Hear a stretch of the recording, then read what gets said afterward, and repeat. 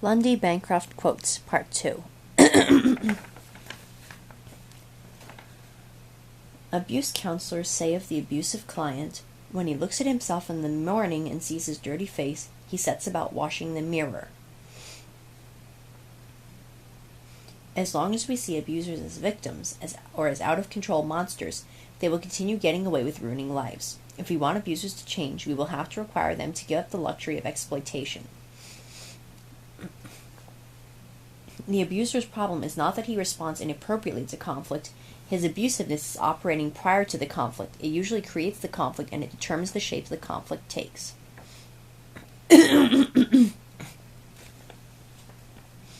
Alcohol does not change a person's fundamental value system.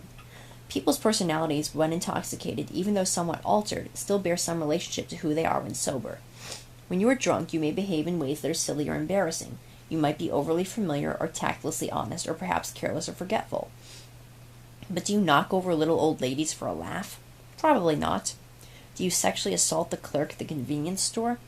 Unlikely. People's conduct while intoxicated continues to be governed by their core foundation of beliefs and attitudes, even though there is some loosening of the structure. Alcohol encourages people to let loose what they have simmering below the surface. Abusers make conscious choices even while intoxicated. Excuse me. When people conclude that anger causes abuse, they are confusing cause and effect. The man was not abusive because he was angry because he was abusive. Abusers carry attitudes that produce fury. The confusion of love with abuse is what allows abusers who kill their partners to make the absurd claim that they were driven by the depths of their loving feelings. The news media regrettably often accept the aggressor's view of these acts, describing them as crimes of passion. But what could more thoroughly prove that a man did not love his partner? If a mother were to kill one of her children, would we ever accept the claim that she did it because she was overwhelmed by how much she cared? Not for an instant, nor should we. Genuine love means respecting the humanity of the other person, wanting what is best for him or her, and supporting the other person's self-esteem and independence. That kind of love is incompatible with abuse and coercion. It is not possible to be truly balanced in one's views of the abuser and an abused woman. As Dr. Judith Herman explains eloquently in her masterwork, Trauma and Recovery, neutrality actually serves the interests of the perpetrator much more than those of the victim, and so is not neutral. Although an abuser prefers to have you wholeheartedly on his side, he will settle contentedly for your decision to take a middle stance. To him, that means you see the couple's problems as partly her fault and partly his fault, which means it isn't really abuse. I am often asked whether physical aggression by women towards men, such as a slap in the face, is abuse. The answer is, it depends. Men typically experience women's shoves or slaps as annoying and infuriating rather than intimidating, and so the long-term emotional effects are less damaging. It is rare to find a man who has gradually lost his freedom or self-esteem because of a woman's aggressiveness. Friends say he's mean, but she knows many ways in which he has been good to her. Friends say he treats you that way because he can get away with it. I would never let someone treat me that way. But she knows that the times when she puts her foot down the most firmly, he responds by becoming his angriest and most intimidating. When she stands up to him, he makes her pay for it, sooner or later. Friends say leave him, but she knows it won't be that easy. He'll promise to change, he'll get friends and relatives to feel sorry for him, and pressure her to give him another chance. He'll get severely depressed, causing her to worry whether he'll be all right. And depending on what style of abuser he is, she may know that he will become dangerous when she tries to leave him. She may even be concerned that he will try to take her children away from her, as some abusers do. To make matters worse, everyone she talks to has a different opinion about the nature of his problem and what she should do about it. Her clergy person may tell her, "Love heals all difficulties. Give him your heart fully, and he will find the Spirit of God." Her therapist speaks a different language, saying, "He triggers strong reactions in you because he reminds you of your father, and you set things off in him because of his relationship with his mother. You each need to work on not pushing each other's buttons." A recovering alcoholic friend tells her, "He's a rage addict. He controls you because he's terrified of his own fears. You need to get him into a 12-step program." Her brother may say to her, "He's a good guy. I know he loses his temper with you sometimes. He does have a short fuse. But you're no prize yourself with that mouth of yours.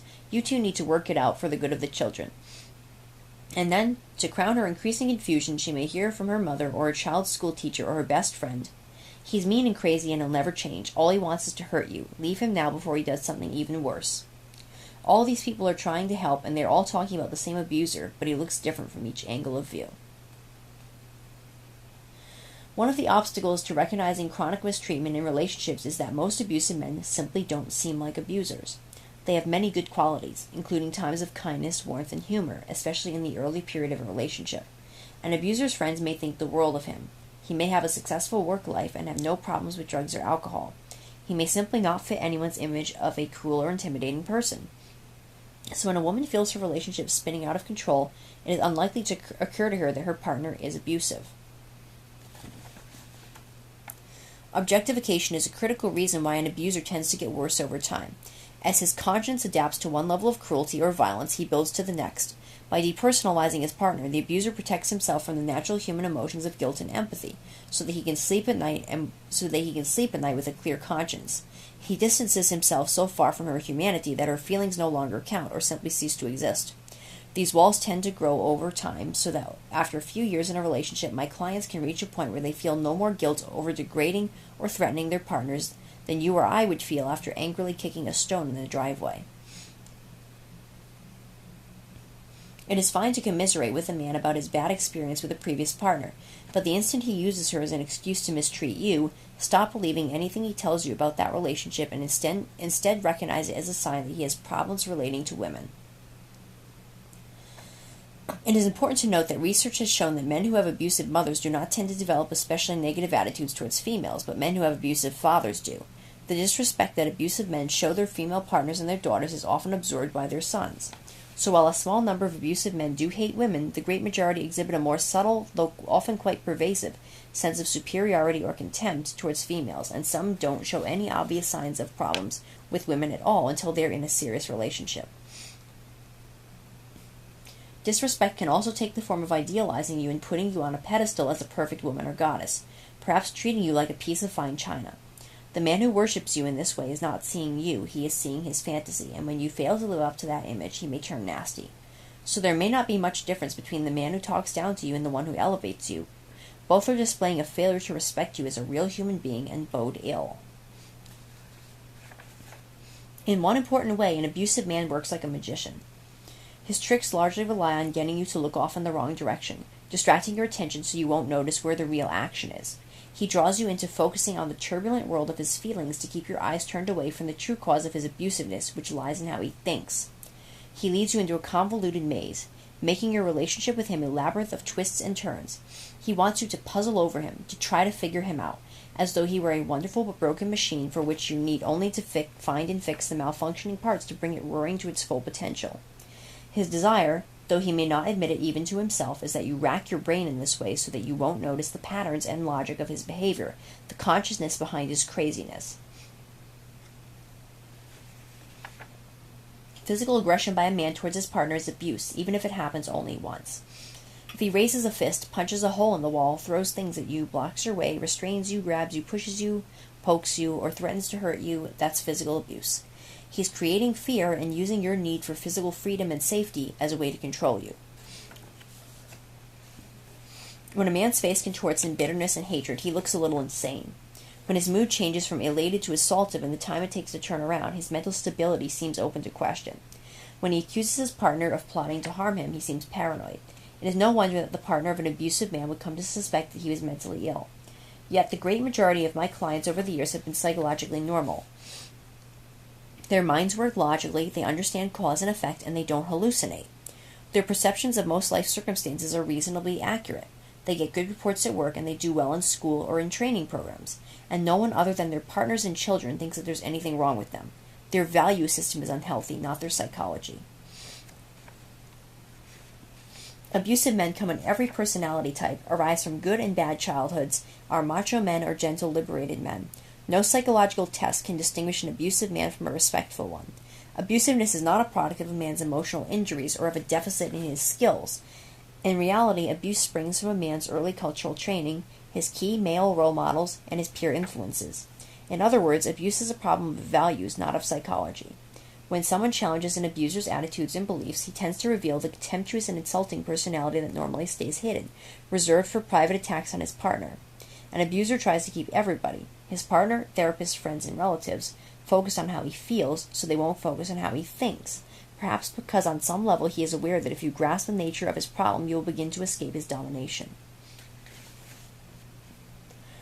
The volatile, abusive, and sometimes dangerous reactions that abusers can have when relationships draw to a close have often been considered, especially by psychologists, to be evidence of the man's fear of abandonment. But women have fears of abandonment that are just as great as men's, yet they rarely stalk or kill their partners after a breakup. Not only that, but many abusers are vicious to their ex-partners even when they do not desire a reunion or when they themselves initiated the breakup. I have sometimes said to a client, if you are so in touch with your feelings from your abusive childhood, then you should know what abuse feels like. You should be able to remember how miserable it was to be cut down to nothing, to be put in fear, to be told that the abuse is your own fault. You should be less likely to abuse a woman, not more so, from having been through it. Once I make this point, he generally stops mentioning his terrible childhood. He only wants to draw attention to it if it's an excuse to say the same, not if it's a reason to change. The abusive man's high entitlement leads him to have unfair and unreasonable expectations, so that the relationship revolves around his demands. His attitude is, you owe me. For each ounce he gives, he wants a pound in return. He wants his partner to devote herself fully to catering to him, even if it means her own needs or her children's get neglected. You can pour all your energy into keeping your partner content, but if he has this mindset, he'll never be satisfied for long, and he will keep feeling that you are controlling him because he doesn't believe that you should set any limits on his conduct or insist that he meet his responsibilities. An abuser can seem emotionally needy. You can get caught in a trap of catering to him, trying to fill a bottomless pit. But he's not so much needy as entitled, so no matter how much you give him, it will never be enough. He will just keep coming up with more and more demands because he believes that his needs are your responsibility until you feel drained down to nothing. The symptoms of abuse are there, and the woman usually sees them. The escalating frequency of put-downs, early generosity turning more and more to selfishness, verbal explosions when he is irritated or when he doesn't get his way. Her grievances constantly turned around on her so that everything is her own fault. His growing attitude that he knows what is good for her better than she does. And in many relationships, a mounting sense of fear or intimidation. But the woman also sees that her partner is a human being who can be caring and affectionate at times, and she loves him. She wants to figure out why he gets so upset, so that she can help him break his pattern of ups and downs. She gets drawn into the complexity of his inner world, trying to uncover clues, moving pieces around in an attempt to solve an elaborate puzzle. An abuser's mood changes are especially perplexing. He can be a different person from day to day or even hour to hour. At times he is aggressive and intimidating, his tone harsh, insults spewing from his mouth, and ridicule dripping from him like oil from a drum. When he's in this mode, nothing she says seems to have any impact on him except to make him even angrier.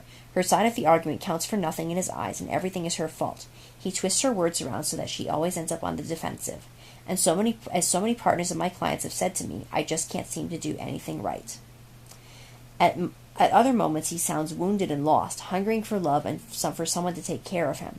When this side of him emerges, he appears open and ready to heal. He seems to let down his guard. His hard exterior softens, and he may take on the quality of a hurt child, difficult and frustrating but lovable. Looking at him in this deflated state, his partner has trouble imagining that the abuser inside of him will ever be back. The beast that takes him over at other times looks completely unrelated to the tender person she now sees. Sooner or later, though, the shadow comes back over him as if it had a life of its own. Weeks of peace may go by, but eventually she finds herself under assault once again. Then her head spins with the arduous effort of untangling the many threads of his character, until she begins to wonder whether she is the one whose head isn't quite right.